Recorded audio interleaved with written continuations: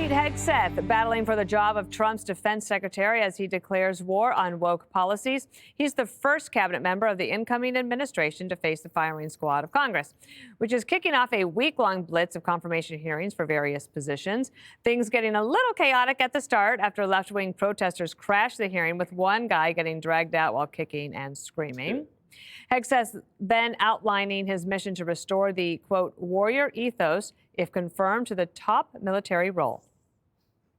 I'm going to work with President Trump and this committee to, one, restore the warrior ethos to the Pentagon and throughout our fighting force. What gender you are, what race you are, your views on climate change, or whether you are a person of conscience and your faith should have no bearing on whether you get promoted. The only thing that should matter is how capable are you at your job? How excellent are you at your job? That it's time to give someone with dust on his boots the helm.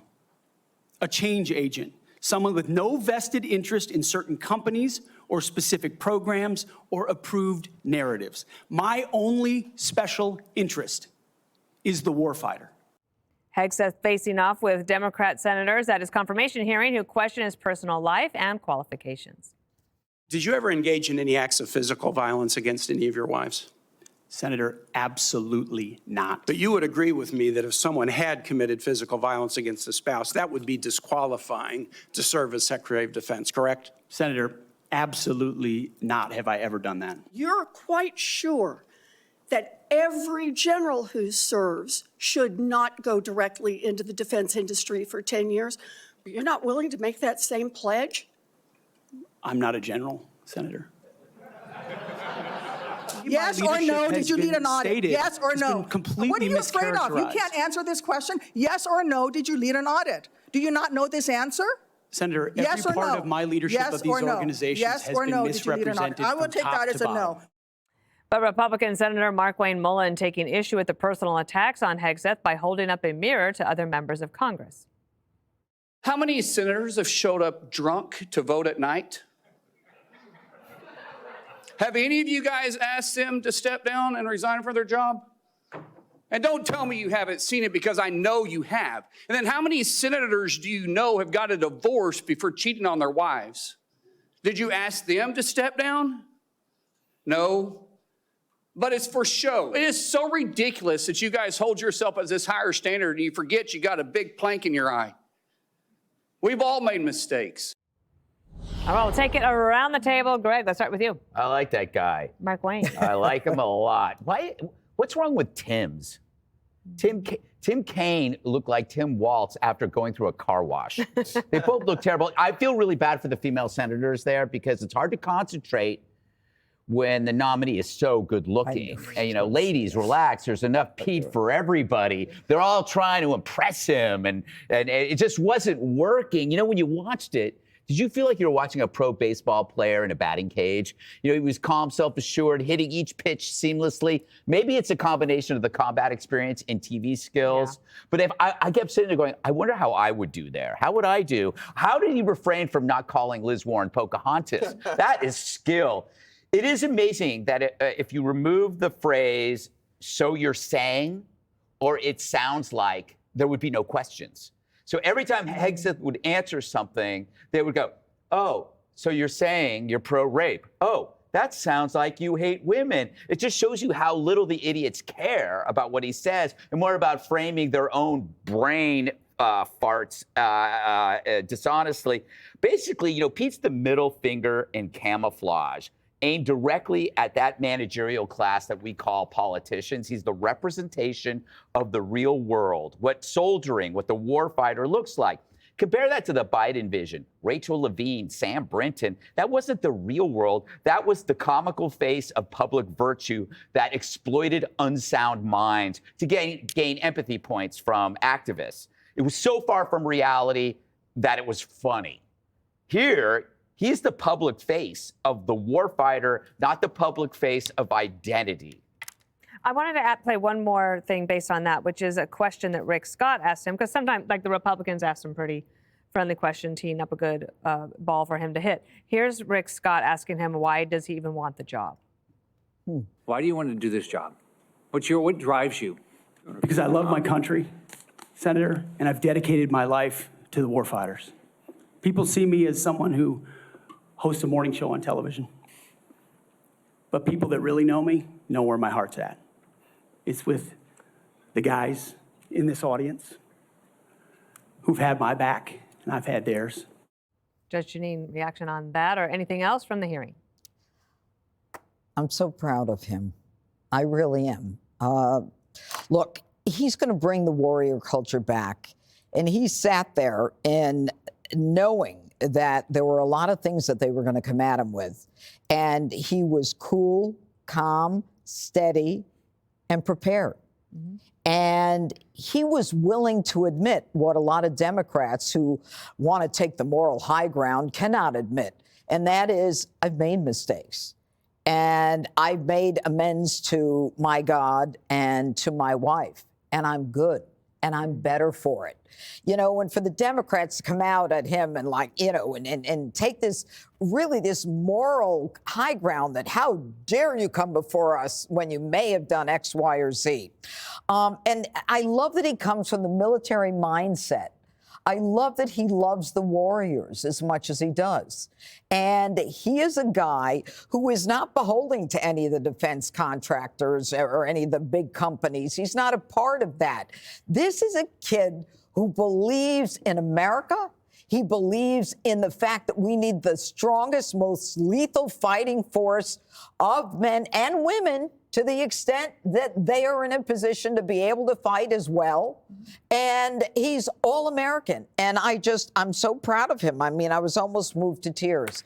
And I love that he hates DEI. It has no place in the military. When you're in a foxhole, you've got to be with people who can protect you and you can protect them, and that you come out of it recognizing that you owe your lives to each other. Let's listen to him just a little bit more. This is the last one I'm going to play. This is him talking about women serving in the military.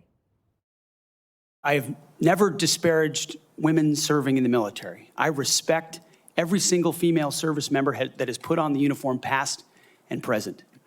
My critiques, Senator, recently and in the past, and from personal experience, have been instances where I've seen standards lowered, and you mentioned 11 Alpha, 11 Bravo, MOS, places in units, and the book that has been referenced multiple times here, The War on Warriors. I spent months talking to active duty service members, men and women, low ranks, high ranks, combat arms and not combat arms. And what each and every one of them told me, and which personal instances have shown me, is that in ways direct, indirect, overt, and subtle, standards have been changed. Jessica, I don't expect that the Democrats are going to vote for him, but did he answer the mail there and all the questions that they were putting towards him? I don't think for everyone, but he didn't need the numbers, and he made that clear. And I thought that one of the strongest points that the Democrats made, several of them, Senators Reid, Senator Sheehan, and Gary Peters made, is that Pete didn't meet with any of the Democrats, that they reached out to talk to him and his team, and that he didn't take any of those meetings. And they all emphasized the fact that they have been on this committee for a long time and have voted for past nominees from the opposing party. This isn't typically a partisan one as far as confirmations go. And I thought that it surprised me about Pete, someone that I know personally and who always engages with me across the aisle in conversations and opens them up to that kind of discourse. And I thought that was a really big missed opportunity, especially in context of the turn that you've clearly seen from Joni Ernst. So Joni Ernst, who was very public about her concerns about Pete's nomination, someone who has served the country, someone who has been sexually assaulted in the military, she made no bones about talking about that in very public forums, and she continued to take meetings with him.